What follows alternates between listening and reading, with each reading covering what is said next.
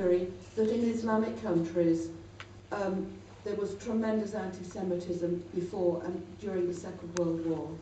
But in Albania, it was a communist country, it was a monarchy, and it was Islamic. And yet none of these things happened. What was it, or what is it that is so special that none of these things happened in Albania? Well, the secret of Albania's success is Besa.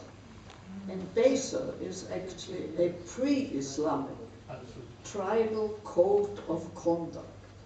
And I've done tribal studies in Papua New Guinea too, and it seems fairly widespread among tribal people to be offering guests security and help if they need it. And I've recently been in India too, and there, I mean, I have many old friends. I've been going for more than 55 years.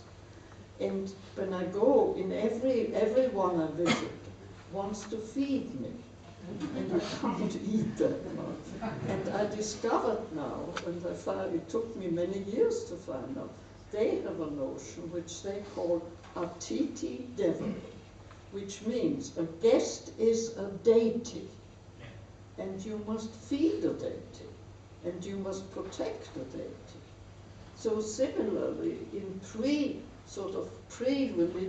time for these tribal societies, this was the notion. If you came as a guest, you must be protected and you must be treated like a deity.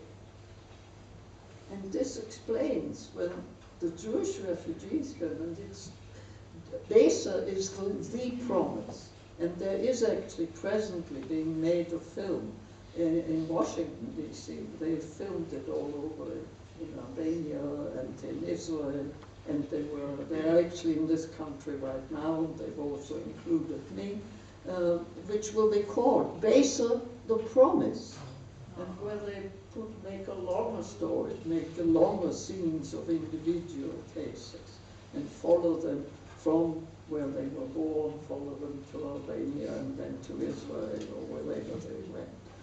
But I think what I also would like to stress, which those of you in the audience who have no refugee experience, that when Joanna said the trauma and the fear that we experienced as young people has remained with us. And the common disease among all of us refugees is that we haven't lost the insecurity. And I find this when I talk to my fellow refugees, that we cannot spend on ourselves, because we still feel the insecurity. If we spend something, then tomorrow we won't have anything. It's not the case anymore, but psychology works in strange ways. Any more questions?